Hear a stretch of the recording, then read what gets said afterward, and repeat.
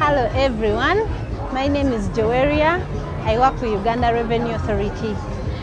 Uganda Revenue Authority is a government parastatal responsible for collecting taxes.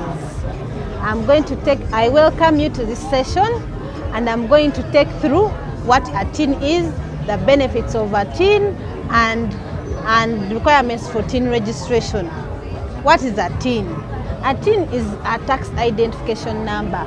It is a unique identifier, it is a 10-digit number, and it is used to register for taxes, and so it is an identifier for you as an individual or a company.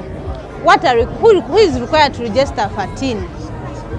Any person who is dealing in business, a person who wants to import anything into the country, anyone who may want a loan, anyone who wants to be recognized as an individual doing business, you need a TIN.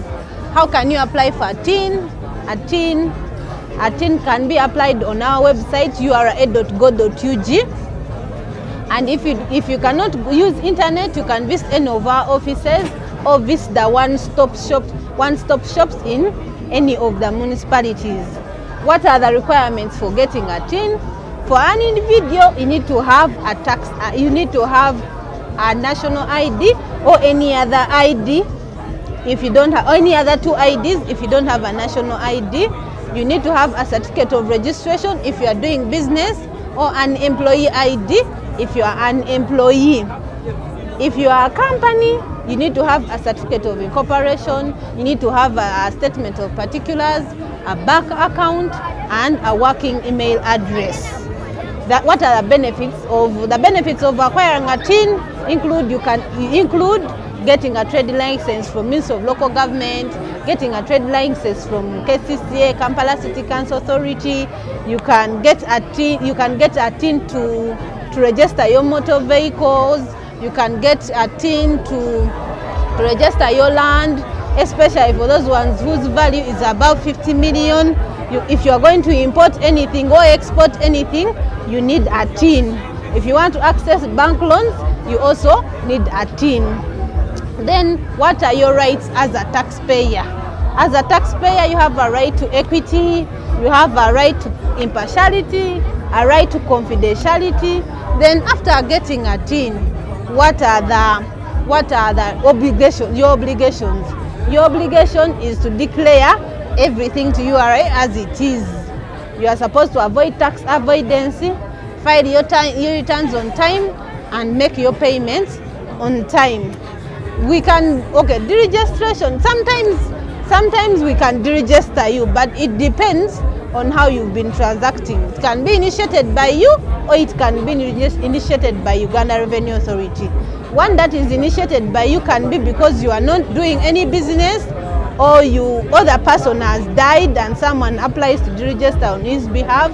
It can be deregistered by us if you are not complying, especially for those ones who applied voluntarily, those ones who are not required, and you are not filing regular returns, you are not filing the reliable regular returns that the Uganda Revenue Authority needs.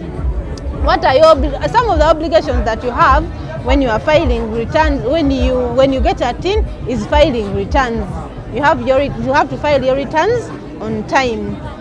We have different kinds of returns. We have income tax returns, we have VAT returns, we have local excise duty returns, but all these returns are filed only if you have that tax head on your TIN account. It depends on how you applied.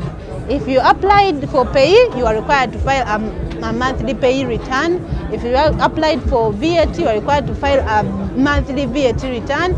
If you have income, an individual is taxed on his worldwide income from all his sources, a resident individual. If you are non-resident, you are required to file a return for income and in Uganda. Payment, you make the payment, you can register a payment on our website and get a payment slip. You can pay by mobile money, you can pay by Visa card, you can pay by bank, you can pay by payware, depending on how you registered. So an individual is required to file and pay as long as you are earning income in Uganda. Thank you for listening to me. That was Joeria, and we hope to continue working with you throughout our time.